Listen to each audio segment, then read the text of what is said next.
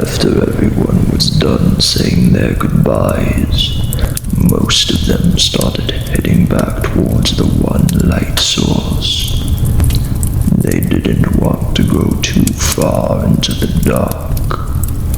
Although it was macabre, it was better to remain in the light. Leo insisted on staying with Rob's body a bit longer. Those two were always close, and they regularly spent time together without the rest of the friend group. Only Liz knew this, but Rob and Leo were secretly a couple.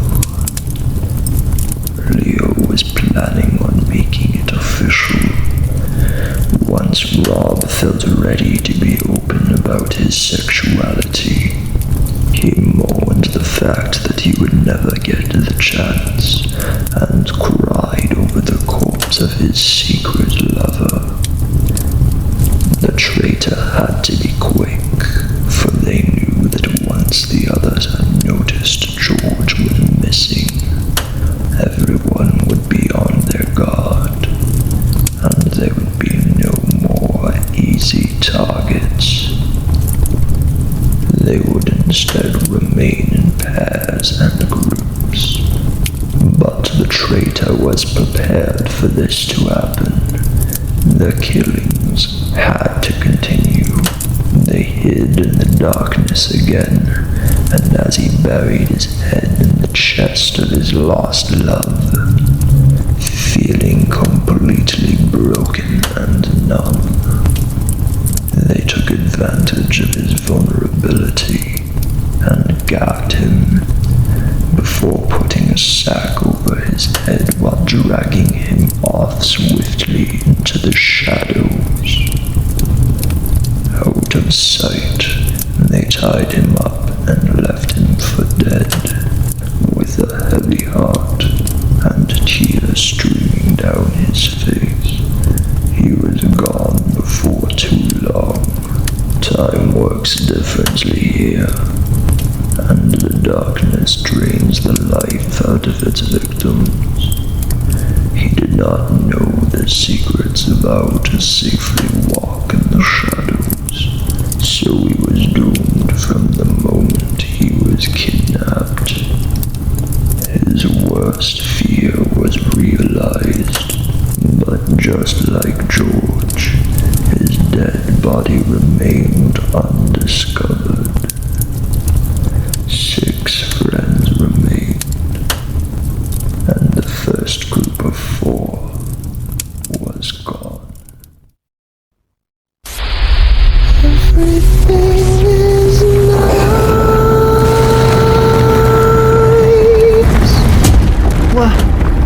What are you doing? Everything is gone. Hey, what are you? Ow!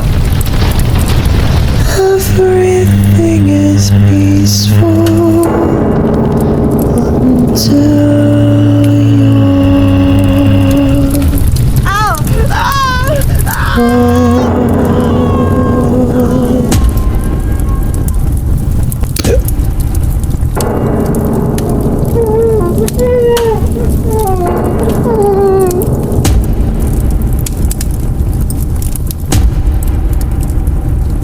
The traitor signaled this to the cultists in their mind, and they were pleased that everything was going according to plan. Once again using the shadows as cover, they quickly rejoined the group before anyone could notice the traitor was missing.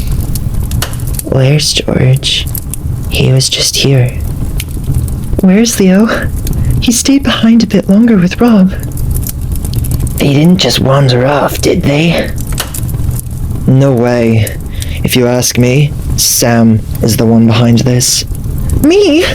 How dare you? Why would you say such a thing? Because you're the first one who saw Rob's dead body. You screamed when you saw it, and you're the one who noticed Leo was gone. That just seems too convenient. I'm not a killer, and I'll prove it to you. I'll go find Leo and George. Wait, Sam!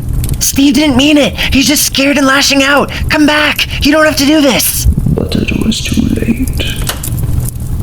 Sam ran off into the shadows, and as she faded from their line of vision, she faded from this life as well.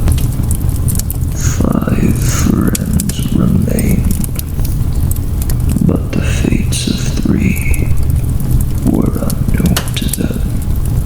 Not letting their guard down, the 5 remaining friends sat on the ground in the light of the burning crucifixion. Fire seemed to behave differently here. It was still just as bright as it had been at its debut during the horrific display. Everyone was exhausted, and the unnatural concept of time only intensified this. Everyone was desperately trying to stay awake, terrified of what would happen if they closed their eyes. Despite their best efforts, the 5 friends drifted off to sleep. But only 4 friends stayed asleep. The traitor was immune to the realm's aura of fatigue, and was merely imitating the others. Such immunity was a major part of the training they had been doing their whole life. As the other friends slept, the traitor gathered the corpses of Sam, Leo, and George and put them in plain sight. Sam's fear of success had been realized. Her death was proof that she wasn't the killer, and as promised, she found George and Leo, just not in life. The traitor then went back to their spot and pretended once again to be asleep. When the other friends awoke, they would see the 3 corpses of those who they had